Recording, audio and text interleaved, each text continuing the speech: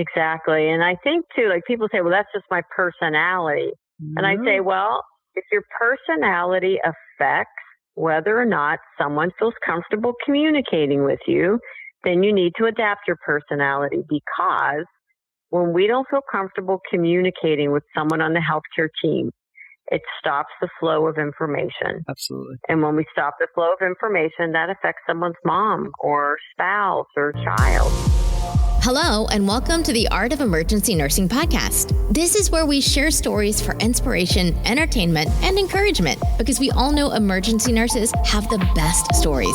Now here's your host, Kevin McFarland. Hey friends, Kevin McFarland here from the Art of Emergency Nursing, and welcome back to the podcast.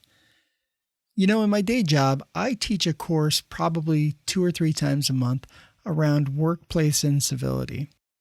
Whether you call it workplace incivility or you call it bullying, the end result is about the same. Now, I used to start the class, almost every class, with the same line. Who has, in this class, experienced bullying? And every single time, everybody would raise their hand. So I started asking the question, who hasn't been bullied? Because what I found is almost every nurse I've ever met has experienced bullying in some way, shape, or form. Now, since I've been teaching this course, I've had 2 people tell me that they have not experienced bullying.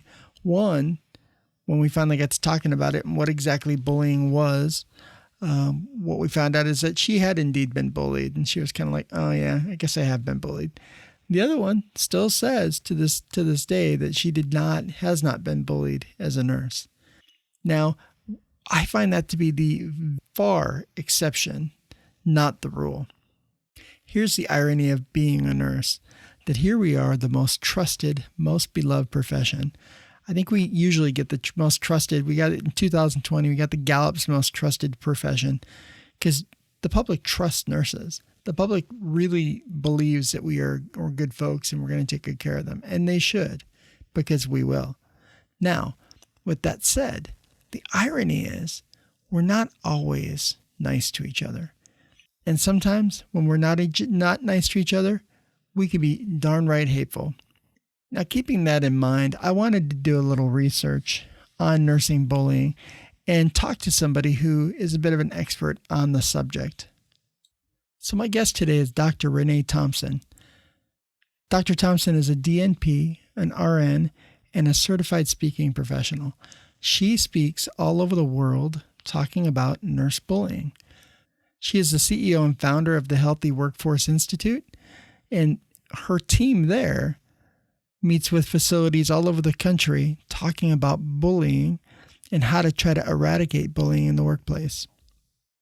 She has a great YouTube channel. If you want to follow, she's on social media, super easy to follow, and very, very interesting. She's really focused on the niche topic of bullying.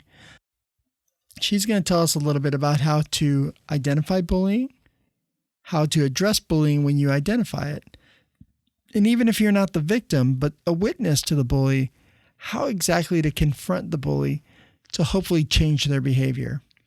You're going to really like this episode with my friend, Dr. Renee Thompson. Well, my name is Renee Thompson, and I'm a nurse. I've been a nurse for almost 30 years, and I say I've done everything that you can do as a nurse, from bedside nursing to home care. I worked for a managed care company. Please don't judge me for that. I've worked in education. I had a corporate job. I was a unit director for a very large medical surgical unit. And about 10 years ago, I took a leap of faith, quit a really great job, and started my own company. And I decided that I wanted to focus on doing something about bullying and incivility because, throughout my entire career, no matter what I did, no matter where I worked, there was always a group of other nurses who I swear were trying to set me up to fail. Wow. And, I just got tired of it. And I said, enough is enough.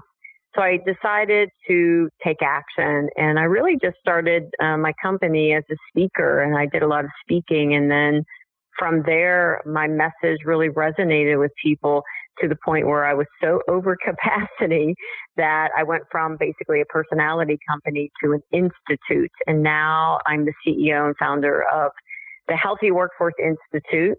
And we spend all of our time and energy working with healthcare organizations that truly understand that the way their employees treat each other should be just as important as the care that they provide, and that they're committed to doing something about it. So, yeah, that's a little bit about me. That's incredible. So what when you were doing bedside nursing, or when you were doing working in the hospital, in what capacity did you find that you had the most success? Like, did you feel like you were the most successful as a bedside nurse, as an educator, as a leader? Where did you find like your heart was just on fire? Yeah, well, I was a really, really good bedside nurse. I worked primarily cardiac and neuro step down. So I did cardiac nursing for a while, and then got into neuro step down, like neurosurgical step down.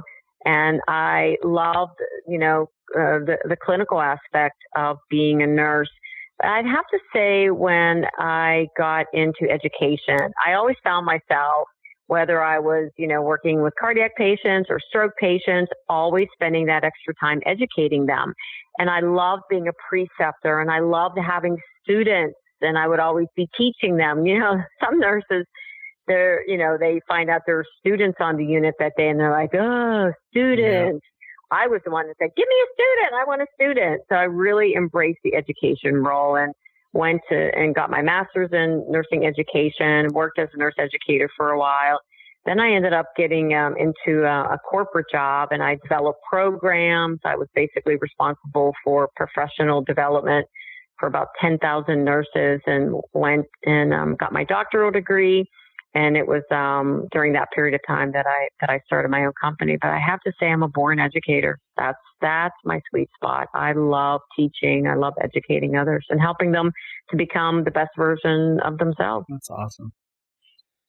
So you mentioned that now your company focuses on incivility and bullying.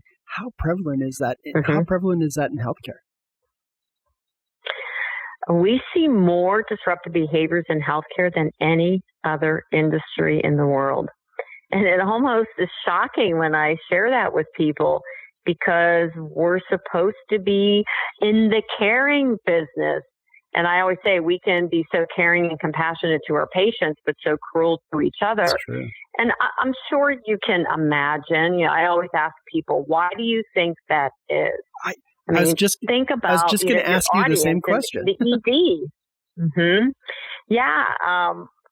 We see more stress in healthcare than in any other industry. Think about working in the emergency department, life and death situations, the unpredictability.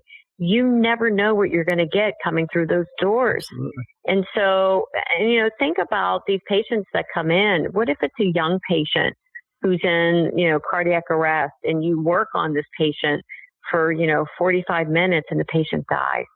What do you do after? Do you all get together? Do you did a good job? You did the best that you could. Are you okay? Would you like a cup of tea? No, you go running to the patients you've been ignoring for 45 minutes. Absolutely. So we haven't done a good job teaching good coping mechanisms in healthcare. And you know this, Kevin, when we're stressed, when, we're not at our best, we don't always behave that well either. So we can actually misbehave when we're under a lot of stress. So that's one of the reasons that we see more disruptive behaviors in healthcare. Absolutely.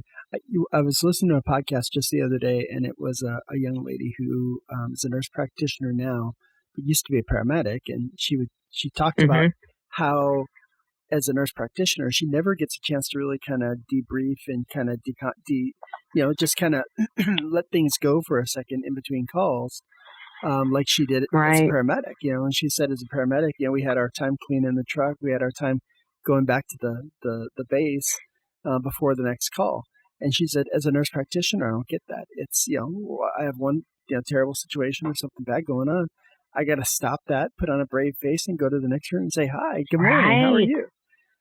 And it's never ending. And we never really decompress. And I think there's a lot to be said for that. Like, if we just had even just a minute to decompress and be like, whew, okay, that sucked. Let's move on to the next one. Right. Let's move on, or just to even ground yourself. And something that I experienced a lot when I would leave work, and I continued to practice as a bedside nurse until just a few years ago, even while, having this business, it was important for me that I kept my toe dipped in the water, as they say. Absolutely. And every day I would leave thinking I didn't do enough. Yeah. I should have done more. I wish I could have done more. You leave with those feelings of never enough, and that can weigh on you. I mean, it's not an excuse for bad behavior. And there's a difference between, getting testy with someone at work or, not being on your best and bullying someone intentionally. I mean, there's a difference. And even though you're stressed out, that's still not really an excuse for cruelty. However, it helps us to understand maybe why we see it more prevalent in healthcare. Absolutely. Absolutely. I think, so often we're so stressed and so overwhelmed that we're just not our best selves. And Right. You're right. It doesn't make excuses for anything. But again, there's those people who, maybe you're not your best self. I know about 1:00 in the afternoon, if I haven't had lunch yet, I get a little hangry and I get a little, Get a little testy, like those commercials, like Joe Pesci, eat a Snickers. Exactly, get a little testy. But there's that, and then there's the people who are just downright cruel. Yeah, downright bad. Now, how prevalent is that? Are you hearing a lot of complaints about that? About people just being just cruel? Oh yeah, that's actually what I see most is people who are consistently disrespectful, unprofessional, rude. They undermine, they sabotage, they target people. That's what I'm seeing most often. It's not all that often where somebody says, reaches out and says, yeah, every now and then when the unit is in crisis, we can be mean to each other, but then we're fine after the crisis is over. Yeah. That's not, I think people generally understand when the unit is in crisis or somebody's having a really rough day, that they may not be on their best behavior. And are more likely to overlook that, be understanding, even be empathetic. Like, hey, you seem like you're really cranky today. Are you okay? Do you need anything? Kind of a thing. That's generally speaking not what we're talking about. What we're talking about are the clicks, are the, exclusions. And oh my gosh, the stories that I have, the examples are just disturbing, some of them, how people can just be so deliberately, cruel. Absolutely. They unfortunately, they can be terrible to each other. And it's ironic. Mm-hmm. It's ironic. And I always think how ironic it is that we are the most trusted profession. We're, often listed as, one of the most trusted and caring professions. And people think we're just these wonderful folks. And we are. But sometimes we can be cruel. And it's funny. It's so funny. Like the public doesn't get it. Right. They don't. And when I wanted to write my first book, and I hired a writing coach just because I write every day. I have a blog. I've won numerous awards on the blog. I mean, I'm always writing content. But truth be told, Kevin, I actually am not a great writer. It doesn't come easy for me. I'm a speaker. Okay, I speak a lot better than I write. And so I hired a writing coach just to make sure that my grammar was good and that, the paragraphs flowed. And when I sat down with her for the first time, and I was, I had emailed her, some answers to some questions that she had.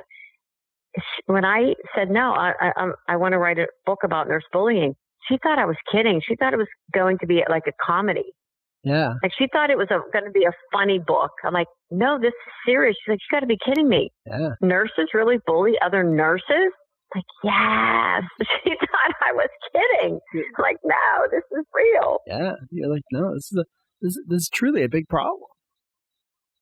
It is. It's, well, my ultimate goal is that I do, everything I can and work with as many organizations as I can to actually eradicate bullying in healthcare to the point where nobody needs me. Absolutely. And I close my company. That would be my ultimate goal. Is actually a great goal. Close the company down because everybody is treating each other with respect and kindness, and I don't have to, help anyone. So that'd be a great, that'd be a great day if that happened. Absolutely, absolutely. What advice do you give new nurses coming into nursing who may be experiencing bullying and incivility for the first time? Yeah.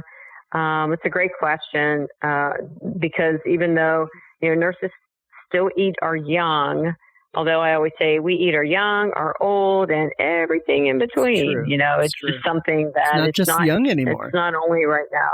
It's not, because we've actually seen a reversal where the young nurses are coming in bullying the older ones. So, but still, they are the most vulnerable. My best advice to them is to get, first of all, crystal clear on what bullying is and what bullying is not. So, for example, a lot of new nurses will claim that their preceptor is bullying them because their preceptor is really just giving them constructive feedback. Yeah. So, constructive feedback is not bullying. It's constructive feedback. It's helping you to improve, learn, and grow. Now, there are some preceptors, I know this, that they do bully their orientee. However, when a new nurse starts, like I'm big on scripting, I'm big on confronting people.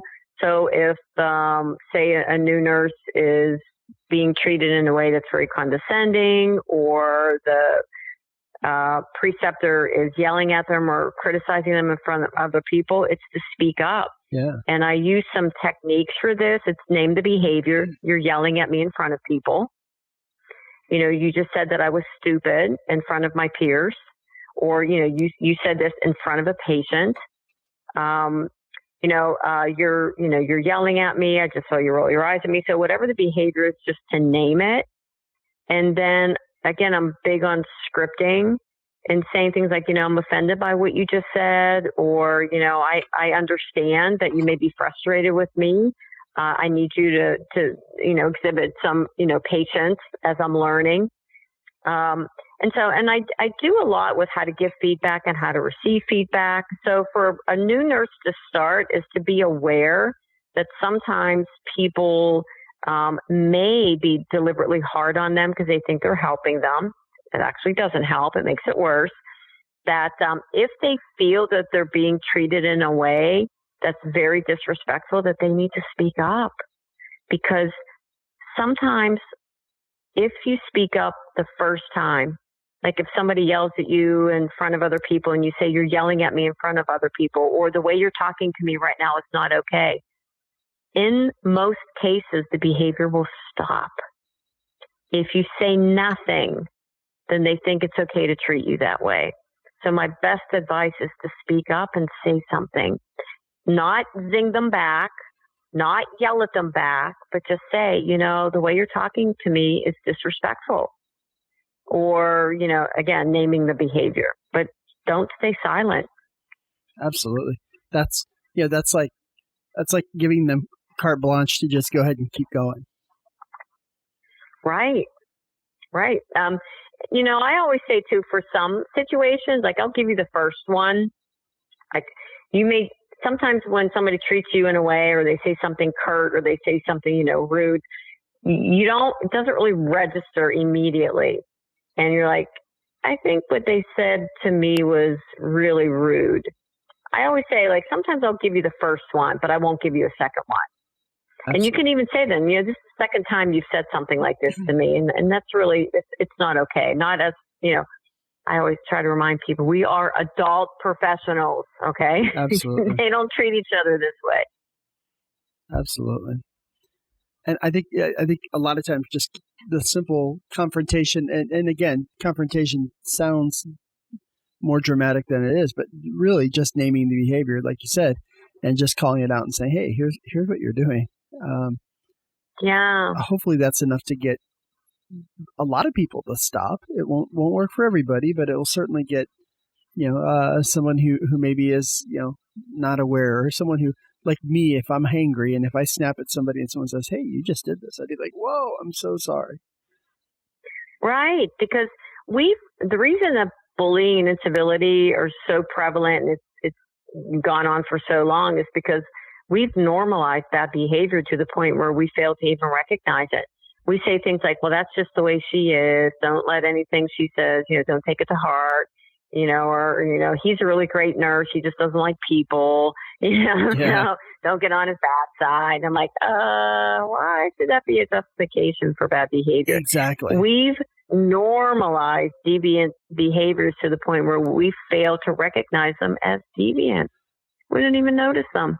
I heard somebody once call it the butt nurse. Don't be the butt nurse, meaning she's a good nurse, but she's not very nice. Or she's a good nurse, but she's not really good to people. And so often, sometimes, like I had an employee who worked for me who, she said, "Well, that's just the way I am. That's just the way I talk, and I'm just curt." And I go, "No, you're not curt. You're rude."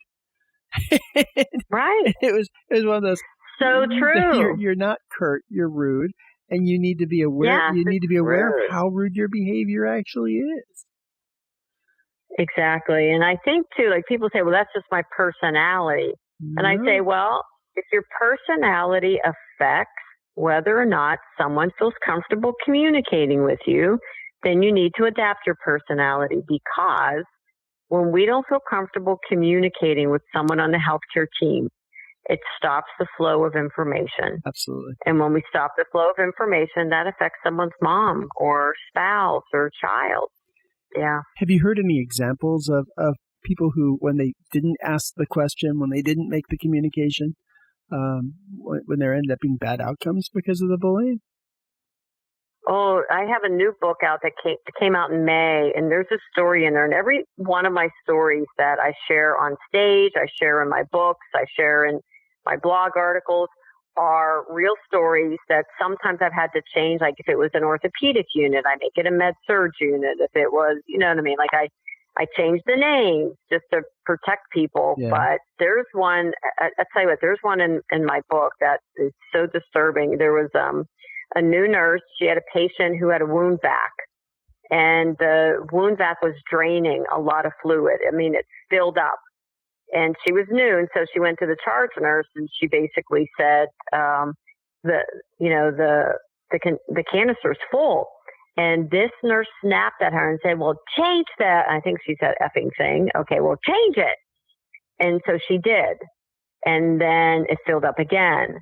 And she went to that nurse again and said, "It's full again." And this nurse berated her in front of people and said, "I said change it." And she's like, "I already did." "Well, change it again." This patient ended up going into, you can imagine, hypovolemic shock.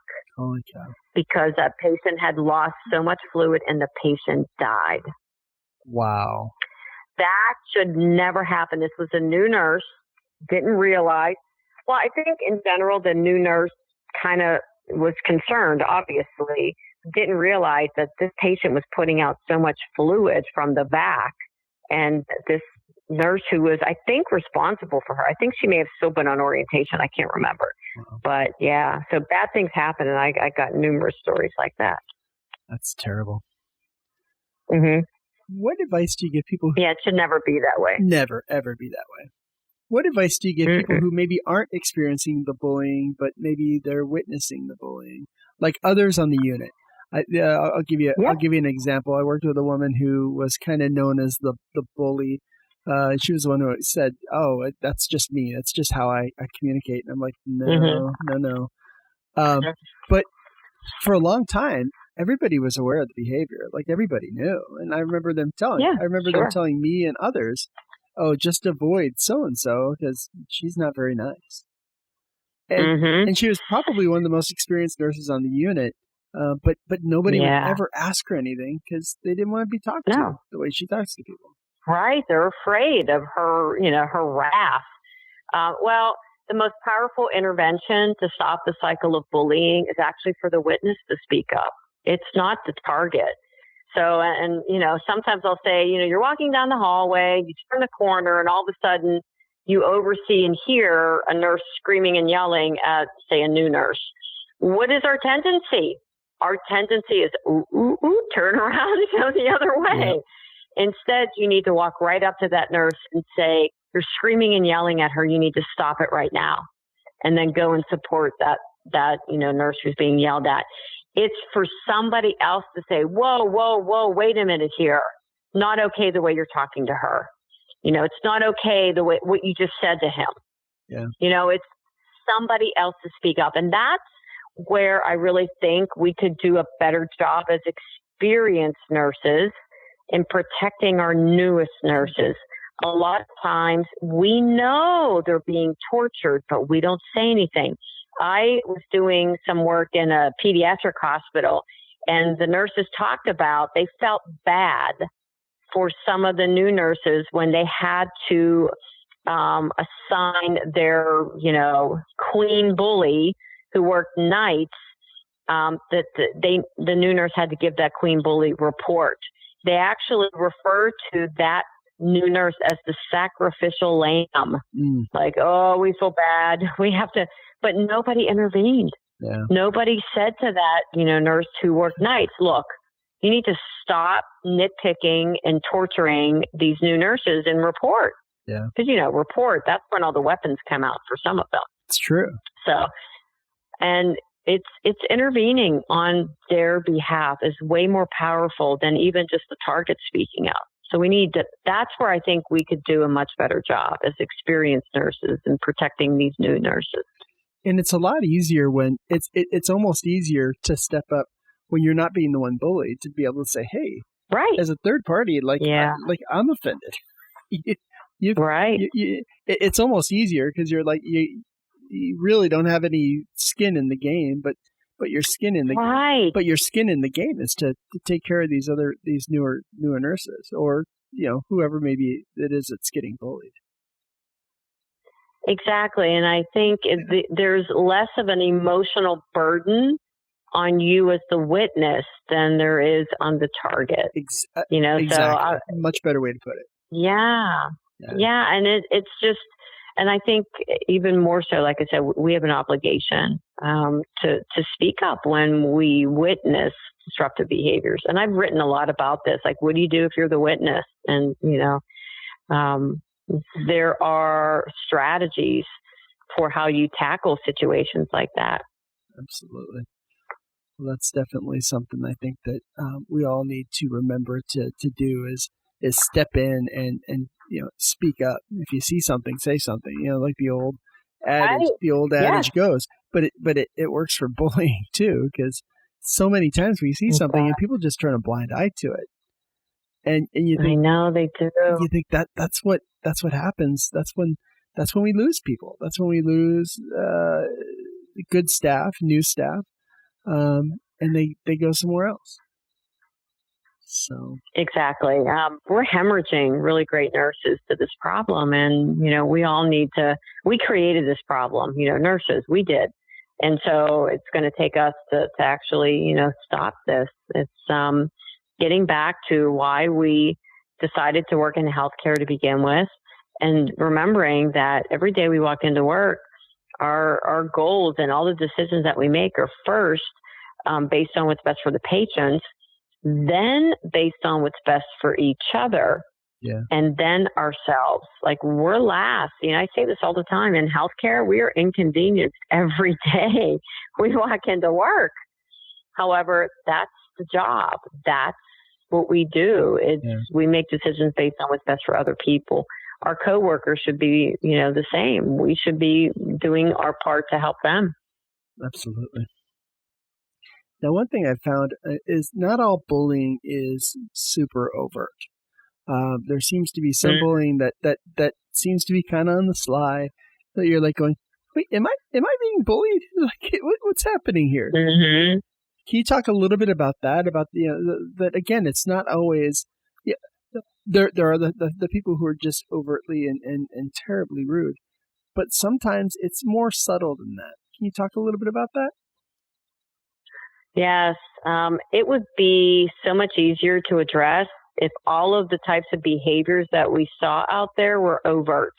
it was, the yelling or even the silent treatment. You can say, you're ignoring me. Okay. It's easy to see. It is so much harder to deal with all the covert bullying. It's the passive aggressive communication. It's the exclusion. It's, withholding information because it's so easy to deny. Oh no, I invited you. You must have forgotten. No, I told you, you don't have a good memory. Okay. And you're like, did she tell me? Didn't she tell? So it's so much harder to actually address covert behavior. And it's the covert behavior that I think shows up more as incivility, where a lot of the bullying that we see can tend to be a little bit more overt, but not always. Yeah. Not always. Somebody could be systematically bullying you using a covert tactic without you even realizing it. But I think for most people too, it's that passive aggressive stuff that I know I can't stand. Talk to me, not about me. Yeah. If I've done something wrong, tell me. Or if I've left something undone, I didn't do something I was supposed to do, don't talk about me behind my back and then try to find a way to get me back. Don't make an assumption I did it on purpose. Just tell me. Yeah. And that's what drives me crazy, that whole triangulation. I don't say anything to you, but I go and I tell somebody else on the team. Or I start spreading false rumors about you because something that I may have done 27 years ago, you still, hold against me. And you've never forgotten. Yes. I'm like, oh my gosh. If we would just all have honest and respectful conversations with each other, this world will be a better place. But it is the hardest type of behavior to address. And when somebody comes to me and let's say I'm starting to do some work in a department, I say, start addressing the overt stuff first because that's easier. Then you work on the covert stuff, but start somewhere. Start with the overt. Start with the yelling and the gossiping. And like if you hear the gossip, say, oh, this sounds like gossip to me. Yep. Or hey guys, not here, not now. Okay, go somewhere else if you're going to gossip. Don't do it here at the middle of the nurse's station because, people think there's this invisible force field that nobody can hear what you say. And meanwhile, there's patients and families hear Families everything. are hearing everything because there's nothing else to do but listen to what's going on in the nurse's station. Isn't that the truth? Yep. So what are some other examples of some of that covert behavior that we may see? I see this a lot with the charge nurse. The charge nurse role is a power role. And you have to be very careful because we put clinically great nurses into a charge position, which is technically an informal leadership role, but we don't really give them any leadership training. And if left on their own, sometimes we see that they will use that role against other people. So, for example, when making assignments, they give the easy assignments to their friends and the worst assignments to the people they don't like.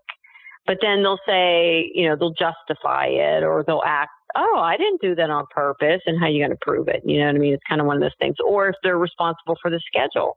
Yeah. I've seen this many times where all of a sudden, especially if you have a scheduling where it's a seniority, that I request a day off and, somebody doesn't like me. So they will request the same day off knowing that I can't have it off and they'll do it deliberately. But then, oh, I didn't realize you wanted that day off too. Those are stupid things that show up, but you deal with that week after week, month after month. It gets really, really difficult to come into work every day. Absolutely. It absolutely does. Those are the things that you don't realize what a negative vibe there is, and you don't realize how it affects you until you actually leave that. I always felt like in the times where I've left a negative situation, I remember feeling just this weight off my chest of, oh my gosh, the relief of being away from that bully and being out of that bully's life. It's amazing. Oh my gosh. It's such a heavy burden every day. I always say when you come into work, you look at the assignment board. You don't look to see what patients you're caring for. You look to see who you're working with. It's true. Because it'll make or break your shift. Absolutely. Depending on who you're working with. You're absolutely right. Mm-hmm. What can leaders do? How do leaders make this better? How do leaders lead the role in getting these and kind of eradicating these behaviors? Mm-hmm. Well, honestly, Kevin, when an organization reaches out and they say we need help, and they talk about their employees need help, they have their leadership team, the physicians, they don't know where to begin. That's the most common issue. And that's a lot of times why they end up calling me, because they get so overwhelmed with what to do about it that they do nothing, because they don't know where to start. You always start with the leaders.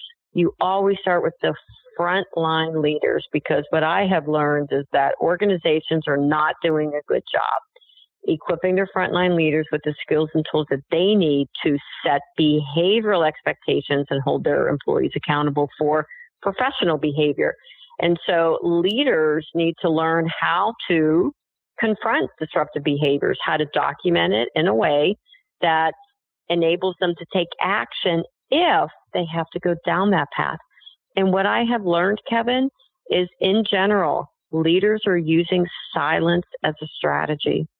They're not saying anything. Oh, it just kills me when that happens. Every day, all the time. I hear these stories where an employee will go into the leader's office complaining about really bad behavior.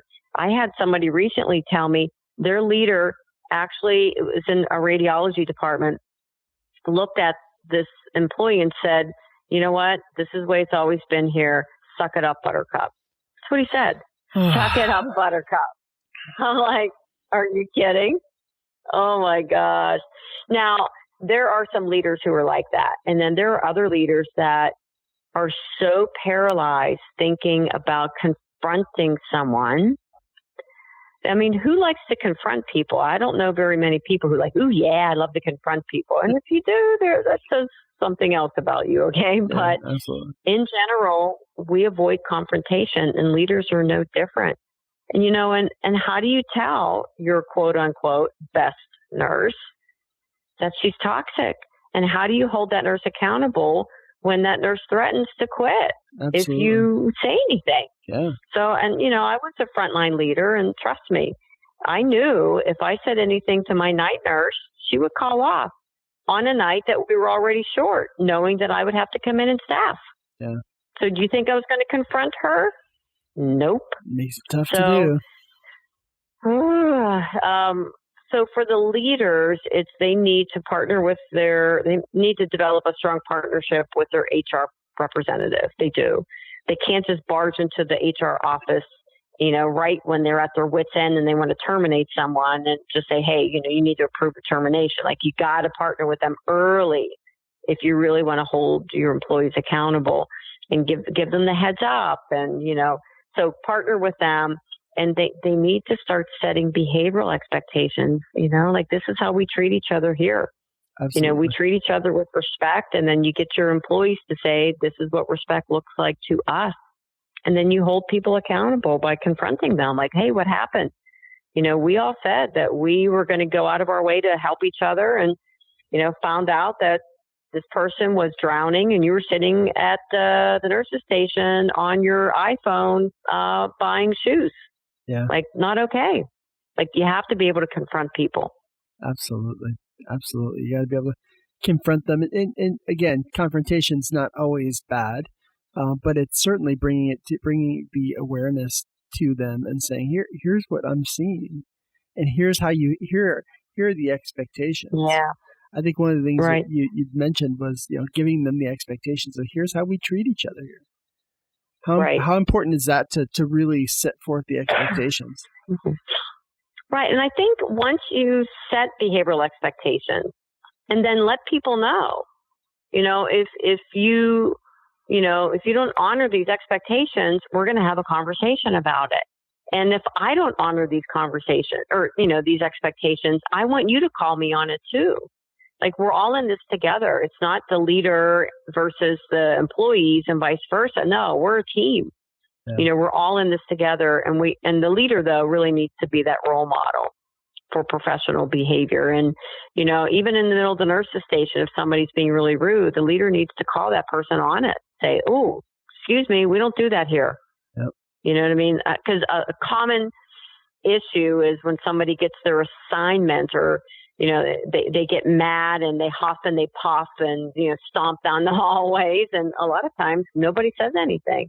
Well, that's just kind of the way she is. Instead, the leader or somebody needs to say, whoa, we don't do that here. That's unprofessional. Absolutely. We don't huff and puff and stomp down the hallway. Kind of ridiculous when you think of adults behaving that way, but yeah, they do. It's crazy. It's crazy that happens. And It's crazy that I know when I was first a leader that it never in a million years, I think I would have to deal with the kind of behavior I had to deal with. I was like, people do this? Are you kidding me? Right. I know. It is kind of shocking. Really? Adult professionals behave this way? Yes, they do. Absolutely. Mm-hmm. Oh, yeah. It's such a problem. But the only way we're going to get it any better is by identifying it, talking about it, and giving people the tools that hopefully they need to address the behavior when they see it at all levels, whether they're the person getting bullied or the leader looking after that area. Right. Well, and we have to start having honest conversations with each other about what's happening, and that'll help heighten awareness, because I think that's the biggest problem. We've been ignoring bad behavior for so long, and you can't expect people to adapt their behavior if they don't even think their behavior is a problem. Absolutely. Now you mentioned training leadership. How important is it that leaders going into that first leadership role? How important is it that they get some training, or they get some kind of knowledge or some kind of tools to help deal with these situations that happen, that come up? Well, it's something that I haven't found an organization yet that I believe does a good job with this. They spend their time and energy teaching leaders how to do the budgets and the staffing patterns and payroll and all those things. But I have not found an organization yet that teaches their leaders how to deal with disruptive behaviors. They do a lot with compliance and policy, but not how to have conversations with their staff about behavior. And if you don't do that, you're setting them up to fail. I was that frontline leader, and I lasted 14 months. I quit. I mean, we have a high turnover rate right now with frontline leaders. It's because they're getting chewed up and spat out by people. And so if you want to, cultivate a high performing leadership team, you need to give them these tools, or else they're going to struggle. Absolutely. They're going to burn out. I hear about this being interdisciplinary. Is it more common to be interdisciplinary or within nursing? Well, we always start with nursing because it's the largest workforce, but we always spread and scale to other disciplines. And actually, we're looking at my company right now. We're looking at doing some more interdisciplinary work. So, for example, I'm doing some work out in San Francisco with a very large NICU, and we're looking at department, culture change. We're involving the physicians and the nurse practitioners right from the beginning. So it's all of us. So when we look at the surveys that we do, everybody fills out the survey. When we're doing activities like we create a professional practice agreement, it's basically how we treat each other here in this space. It's not just the employees, it's the physicians, it's the insurance residents, it's the respiratory therapists, it's everyone who is caring for those babies because it needs to be a collaborative. It's not any one role. It's all of us. It's not any one of us. It's all of us. This has been great. This has been a really great conversation, and I think it gives so much food for thought for everybody involved, from the leaders down to the bedside nurses or the stretcher side nurses that we see. I think this is something everyone's got to pay attention to. Yeah, well, thank you for having me. Kevin, I really enjoyed our conversation. We need to have more conversations about this. Like I said, as with our intent to heighten awareness, because I think even your audience listening, the first step is for them to pay attention to their own behaviors and how they show up every day. Culture change starts with each one of us showing up with the intent that we're going to be the very best version of ourselves that day and go out of our way to help each other. And gosh, if everybody did that, we'd be done. We'd solve this problem. Be off to a really good start. We'd just get it to the point. We'd have to just manage a few that just can't handle managing themselves. Yes, this is true. And there's always going to be a few people like that. People, we talk about self-awareness a lot, and some people will say, well, I don't think this person will ever, how do you get them to become self-aware? There's some people who will never have a sense of self-awareness, and no matter what you do, but focus on the majority, not those few who just, have no ability to turn the mirror back on themselves. Absolutely. And I think that's an important thing to be able to do. I mean, self-awareness, I think, is key, because oftentimes, I remember talking to people and they had no clue that everybody thought they were a bully, and I'm like, how could you not know that? I know, everybody, right? Everybody thinks you're a bully. You're abrasive. Yes. Yeah, they're like, well, that's just the way I talk. One lady said, well, I'm an old country girl, and that's just the way I talk. And I'm like, that's not acceptable. I'm like, that may have worked before. That may have worked before, but we're not accepting that anymore. Right. One of the questions I always ask my guests, and I'm going to give you a chance to see if you can do this as well, is I always ask a question called 3 things, and it's three things an emergency nurse should remember, and 3 things an emergency nurse can just go ahead and forget. It's just kind of three quick little bullet point, boom, boom, boom kind of things.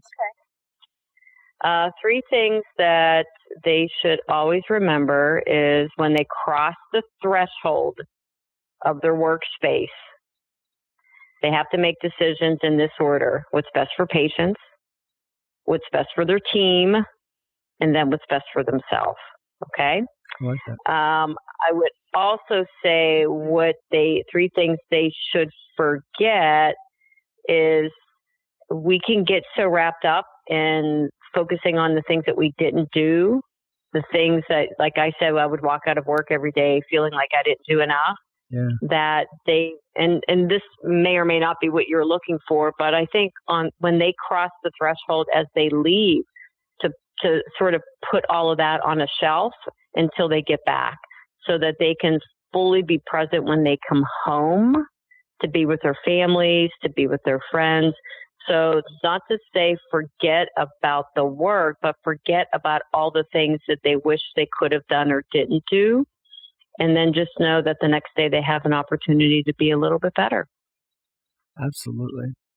It's one of those things. Sometimes it's hard to disconnect and come home as a clean slate. Right. Sometimes that's hard. Because you don't want to take all of that home with you, because then it affects your sleep, it affects the relationships that you have at home. So, just sort of put that behind you as you walk out that door. Yeah, absolutely. It's sometimes difficult to do. One of the things that was making the rounds, and you may have seen it on Facebook. I don't know if you're a Facebooker, but one of the things that made the rounds recently was the end of shift decompression list. Kind of go. Yes, I probably shared it. Yeah. Kind of go through this in your head, and I just remember thinking that's just brilliant. That's what everybody needs, is just a minute to kind of decompress, relax, let it go, and go home. Because who hasn't woken up in the middle of the night and been like, "Oh my God, did I give that med?" I know. Oh my God, did I give report? Yes, I still have dreams about forgetting patients. Like I get report on patients, and then 8 hours later, I'm like, oh my God, I never saw that patient. Yes. I still have dreams about that. Yeah. And it's been 2.5 years since I've cared for a patient. Yeah, I still have dreams. That's crazy. It's funny how that just gets in your head. So exactly. Well, Renee, this has been a lot of fun. I really appreciate you coming on the show and sharing your knowledge and sharing your wisdom with the audience. This has been a lot of fun. Been a really fun conversation for me. Well, you're welcome. I really appreciate the opportunity to, not only talk with you, Kevin, but to, spread the word out to all of your listeners and hopefully give them a few little nuggets that they can take back in their workplace. And let's start trying to shift, our cultures from where they are to where they could be. And where can my listeners find your blog? Yeah, just go to my website. It's www.healthyworkforceinstitute.com. So they can subscribe to my blog there. If you scroll down to the bottom, you'll see all of my social media platforms. I'm big on Facebook. I have a YouTube video series called Coffee and Conversations about Nurse Bullying. I've seen that. I love that. Subscribe to. Yeah, it's like every 2 weeks we have a new video that comes out, and it's usually a quick little how to deal with, fill in the blank. So they can, hop on all my social media platforms and continue learning from us. But yeah, and they can also sign up to be part of my community. We usually send one e-blast a week with content, sometimes just for our subscribers, with, extra little nuggets of, strategies that they can use in their workplace. That's it's all awesome. free. All free. Wonderful. Well, we'll definitely put links to that in the show notes and on the website when we get this up on the web. So, well, I can't thank you enough, Renee. I really appreciate you taking the time. And if there's anything I can do for you, please feel free to give me a shout. This has been great. Well, thank you. Thank you for having me, Kevin. It's been a really great conversation. Appreciate it. Thanks for listening to the Art of Emergency Nursing podcast. Make sure to subscribe to the podcast and follow us on Facebook.